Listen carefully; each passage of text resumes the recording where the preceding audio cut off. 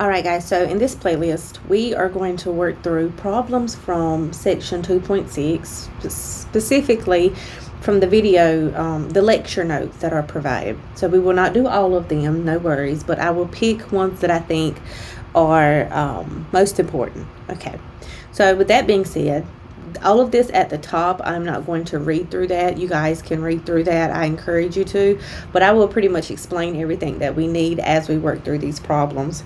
So let's jump in and let's look at number 1.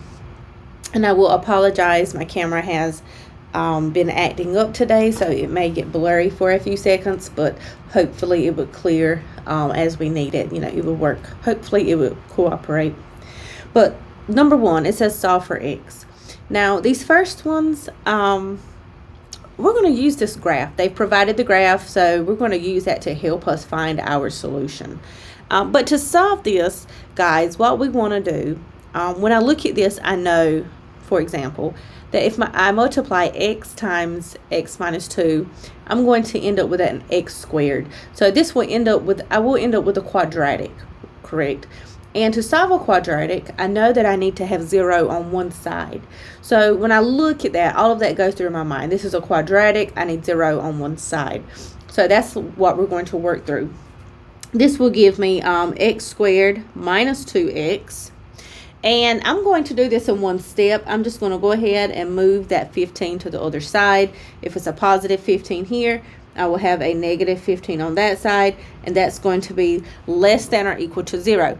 So this is important for me. I will remember this statement here, okay? I'm going to use that to find my solution. Better yet, let's use that right now to find our solution. So if I have the graph, I could just look at it and determine my solution. And let's take this one step further so this will make sense to us, my x-intercepts. Because this is a quadratic, we understand that to solve this, if I were to solve this, my next step would include factoring, correct? Typically, if this was an equation and not an inequality, I would factor this and set this equal to 0. Well, we're going to do the same steps. We're just going to change this to an equal sign, and we're going to solve this. This becomes x minus 5 times x plus 3, and I'm going to set this equal to 0 because I still want to find my x-intercepts. And what this gives me is that I have an x-intercept at a positive 5, and I have an x-intercept at a negative 3. And that's what we have here. I have a positive 5 right there, and then I have a negative 3 right there, which makes sense. Remember, at those points, that is where that expression is equal to 0. Right? But what they asked us to find is where that expression is less than or equal to 0. Where let's color coordinate this. The equal 0 part, that is what I just put there. That is those blue points there that I've highlighted. Those are my x-intercepts. Well, where is the graph less than? Let's highlight the less than piece. Where is the graph less than 0?